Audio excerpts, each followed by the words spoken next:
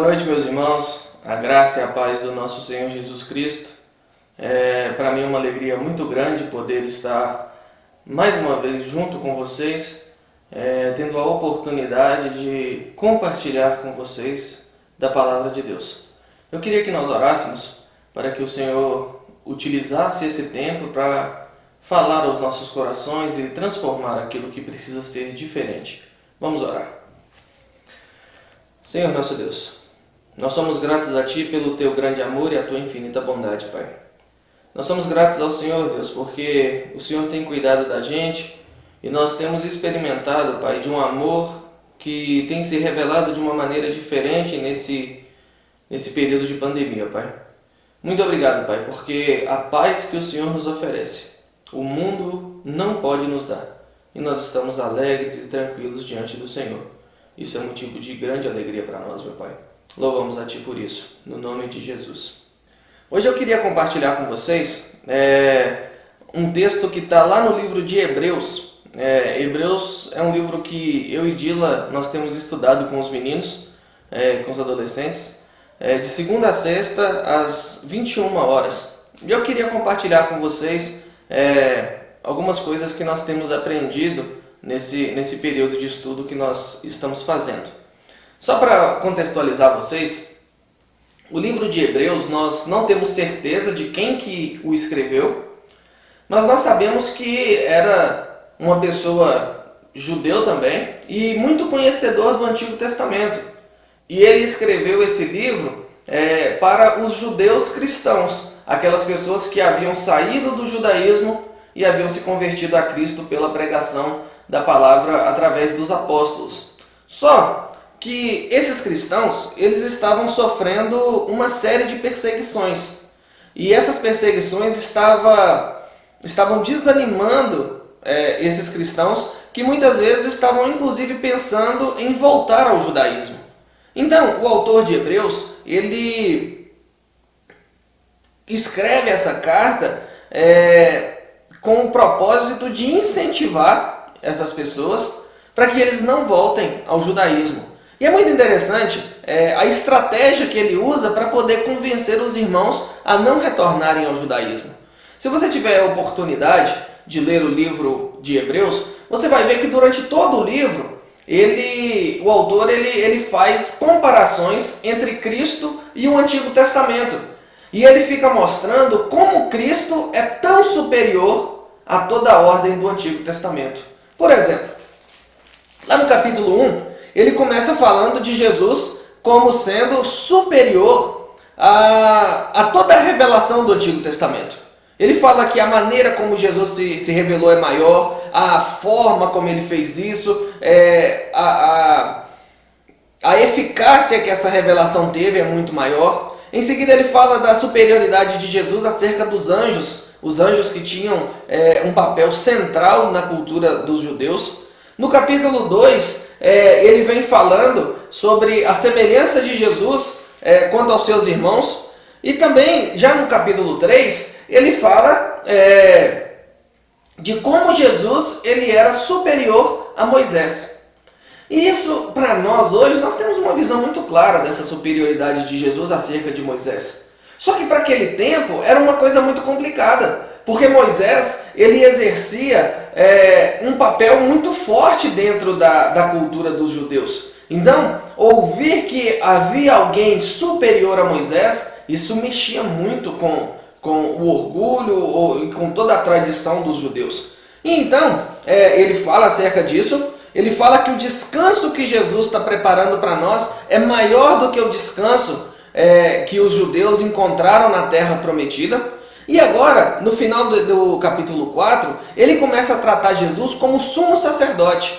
E é isso que nós vamos ver. Eu queria que vocês abrissem as Bíblias de vocês no livro de Hebreus, no capítulo 4, e nós vamos ler do versículo 14 até o versículo 16. Hebreus 4, do 14 ao 16. Fala assim: portanto, visto que temos um grande sumo sacerdote que adentrou os céus, Jesus, o Filho de Deus, apeguemo-nos com toda a firmeza à fé que professamos, pois não temos um sumo sacerdote que não possa se compadecer das nossas fraquezas, mas sim alguém que, como nós, passou por todo tipo de tentação, porém sem pecado.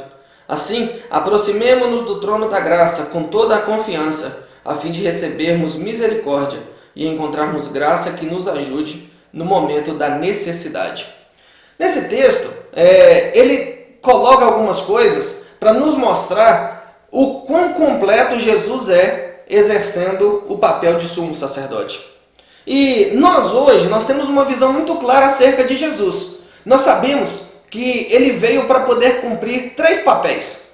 Jesus ele veio para ser rei, ele veio para ser profeta e ele veio também para ser sacerdote. E esses 2 primeiros papéis que Jesus iria desenvolver, na mente dos judeus era muito claro. Por quê? Foi profetizado acerca de Jesus e eles esperavam o Messias, que o Messias seria descendente de Davi, que o trono desse descendente duraria para sempre. Então, os judeus, eles esperavam que Jesus viesse e fosse um rei. Os judeus também esperavam que Jesus viesse e fosse um profeta.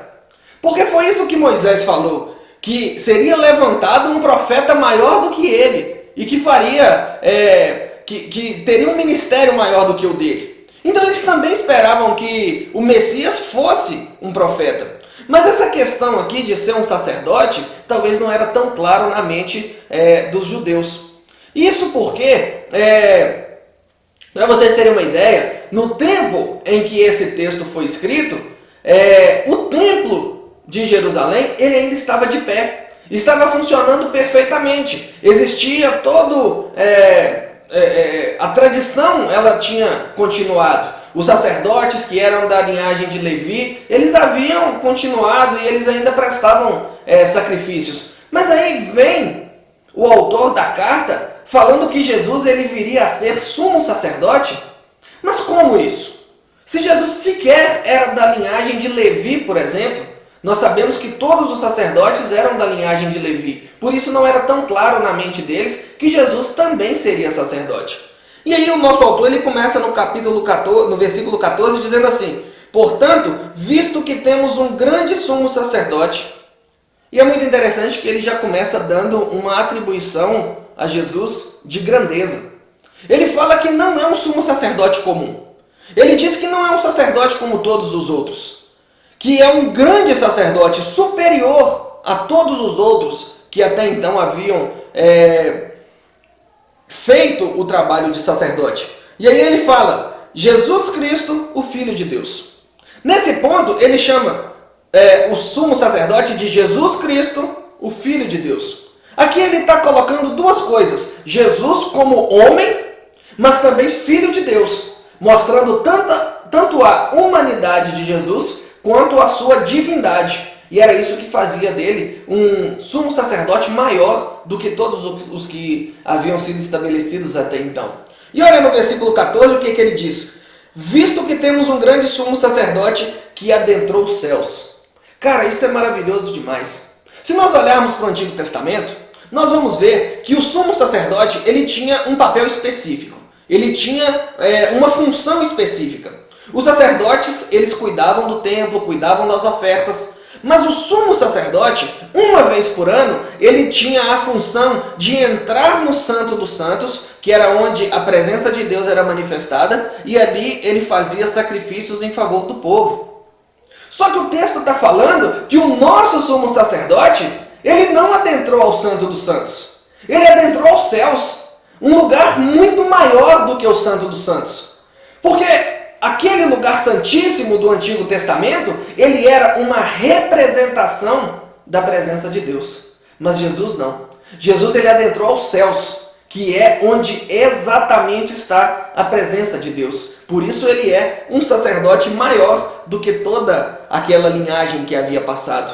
E o texto continua nos falando: apeguemo-nos com toda a firmeza à fé que professamos. É muito interessante porque essa não é a primeira vez que o autor utiliza esse termo, de se apegar com firmeza. Ele usa essa mesma expressão no capítulo 2, versículo 1, no capítulo 3, versículo 6 e no capítulo 3, versículo 14. E a expressão que ele está usando aqui de se apegar com firmeza É a mesma expressão usada, por exemplo, em um naufrágio. Imagine um barco que afundou. E aí os destroços daquele barco estão ali em alto mar e as pessoas que estavam naquele barco estão se afogando. Mas em determinado momento, alguém encontra um pedaço de madeira daquele barco e o que ele vai fazer? Ele vai se agarrar àquele objeto porque ele sabe que a vida dele depende daquilo. E é exatamente essa expressão que o autor está usando aqui. Nos apeguemos com essa firmeza. Nos apeguemos com essa firmeza de que se nós soltarmos isso que nos foi revelado, nós vamos morrer. Então, visto que o nosso sumo sacerdote é muito maior, vamos nos apegar a esse sumo sacerdote. Vamos nos apegar a esse que hoje faz a mediação entre nós e o nosso Deus. É isso que o texto está nos falando. Então ele continua no versículo 15 falando assim: pois não temos um sumo sacerdote que não possa se compadecer das nossas fraquezas, mas sim alguém que, como nós, passou por todo tipo de tentação, porém sem pecado. E agora eu quero fazer uma pergunta para você. Quando você peca, qual que é a sua reação? Eu não sei vocês, mas eu particularmente me sinto sujo, eu me sinto indigno de entrar na presença de Deus. Eu me sinto envergonhado. É como se não fosse mais possível eu entrar na presença de Deus. E isso faz com que, por um determinado tempo, eu me afaste. Eu não tenha contato com Deus, eu evite um pouco orar, eu evite a leitura da palavra, porque eu me sinto envergonhado. Mas olha o que esse texto está nos falando. Não temos um sumo sacerdote que não possa se compadecer das nossas fraquezas. Quando nós pecarmos, nós precisamos nos achegar perto do nosso Deus. Porque Ele foi homem como nós somos. E Ele passou por todo tipo de provação. E Ele passou por essa provação não só para nos mostrar que nós podemos viver em santidade, mas para sentir também o quanto é difícil. Ele pode e Ele se compadece de nós. Toda vez que nós pecarmos, nós precisamos chegar perto desse Deus. Porque é isso que Ele nos fala. Ele vai se compadecer de nós. O que nós estamos precisando? Nós precisamos de uma cura dentro da nossa alma? Ele pode nos dar. Nós precisamos de perdão dos nossos pecados? Ele pode nos dar. Ele pode fazer tudo novo. Ele pode nos transformar e nos fazer novamente parecidos com Ele. Quando eu e você pecarmos, nós precisamos nos aproximar desse Deus, porque Ele, como sumo sacerdote, é capaz de se compadecer das nossas fraquezas. Agora, olha que coisa interessante. Até então, ele está falando de quão bom é esse sumo sacerdote. Fala que ele pode se compadecer das nossas fraquezas, fala que ele é um sacerdote maior do que todos os que já houveram, fala que ele não entrou no lugar santíssimo, mas ele adentrou aos céus. E aí ele fala conosco no versículo 16, assim, o que ele está falando? Concluindo, pelo fato de tudo isso que eu falei com vocês, por ele ser um sumo sacerdote tão superior, por ele ter adentrado aos céus, por ele poder se compadecer de você, por ele ser um mediador entre Deus e você, por causa disso, versículo 16, aproximemo-nos do trono da graça com toda a confiança, a fim de recebermos misericórdia e encontrarmos graça que nos ajude no momento da necessidade. Olha que coisa fantástica. Essa figura do trono é algo assim, eu não sei vocês, mas tudo que eu vejo relacionado ao trono me mostra um lugar onde dali sai autoridade, onde dali sai juízo, é dali que saem leis, que saem ordens. Só que o trono que está descrito aqui, ele não sai apenas isso. Aproximemo-nos com toda a confiança junto ao trono da graça. O trono do nosso Deus, ele nos oferece graça. Não é um lugar ainda, ele virá a ser um lugar de juízo, mas é um lugar de perdão. Por isso nós precisamos nos achegar a esse trono com toda a confiança. É muito interessante, não sei se vocês se lembram, por exemplo, da história de Esther. Esther, lá no Antigo Testamento, ela era esposa de um rei. E ela precisava falar com aquele rei de uma forma muito urgente. Só que ela sabia que se ela entrasse no lugar onde o rei estava assentado no trono, ela poderia morrer. Vocês se lembram dessa história? Isso é interessante porque nem a rainha tem a possibilidade de entrar sem permissão nesse lugar onde o rei fica assentado. Você sabe quem que é a única pessoa dentro de um reino que pode entrar na sala do trono sem ser convidado? O filho. E é isso que o texto está nos falando. Por causa do sacrifício de Jesus, nós hoje somos filhos. Por causa desse sacrifício, nós podemos entrar com ousadia, com muita confiança na sala do trono. E esse trono vai nos dar graça.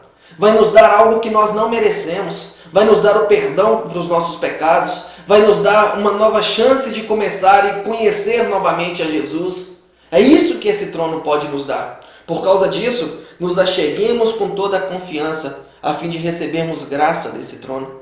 E ele termina falando o seguinte: a fim de recebermos misericórdia e encontrarmos graça que nos ajude no momento da necessidade. O que viria a ser esse momento da necessidade? Você sabe aquele momento em que parece que todo o seu corpo deseja algo que não é lícito? Aquele momento em que sua mente ela é tomada por pensamentos impuros, por vontades impuras? É esse momento oportuno. Porque nós sabemos que esse trono, ele nos oferece perdão. Só que esse trono também nos oferece força para não pecarmos. E assim não precisarmos de perdão. De mais perdão, aliás. Então, o momento oportuno é aquele momento em que você já não dá mais conta. É quando você fala assim: Deus, se o Senhor não intervir neste momento, eu não vou conseguir. Eu preciso que o Senhor me fortaleça agora. Esse é o momento oportuno. É quando nós precisamos de uma injeção a mais de fé. É quando nós precisamos de mais uma porção de ânimo. É quando nós precisamos de mais força para lutar contra o pecado. Então não se esqueça, o trono da graça, ele não oferece simplesmente perdão, mas ele nos oferece também a possibilidade de vivermos sem pecar. A força necessária para vencermos o pecado. Por causa disso, por termos um sumo sacerdote maior do que todos os que houveram, por termos um sumo sacerdote que não adentrou simplesmente ao lugar santíssimo, mas que foi ao céu e está no céu, por termos um mediador que faz o papel de sumo sacerdote e por esse sumo sacerdote poder se compadecer de nós, nos acheguemos com toda a confiança ao trono da graça, a fim de recebermos graça e misericórdia em momento oportuno. Eu acredito que o momento que nós estamos vivendo é momento oportuno para recebermos dessa graça. O que nós estamos precisando que nos seja dado desse trono? Talvez nós estamos precisando de ousadia para nos lugares em que nós estamos indo, mesmo que estejamos ficando muito tempo em casa, para que os lugares em que nós estejamos indo a gente seja anunciante da boa nova. Talvez nós estamos precisando receber uma injeção de disciplina, porque talvez com tanto momento livre, a gente não tenha gastado tempo com a palavra de Deus dentro da nossa casa. Talvez nós estamos precisando de uma injeção de autoridade para exercermos o papel que fomos chamados dentro da nossa família. Talvez nós estejamos precisando de uma injeção de ânimo. Olhando todo esse cenário, nos causa um certo desespero. Talvez nós estejamos precisando de uma cura. Talvez nós estejamos precisando que o Senhor intervenha na nossa situação e faça nova todas as coisas. Esse trono, ele jorra todas essas coisas. Por causa disso, nos acheguemos com toda a confiança até Ele. É isso que a palavra do Senhor está nos dizendo nesta noite. Que o Senhor te abençoe e que você tenha uma boa semana no nome de Jesus.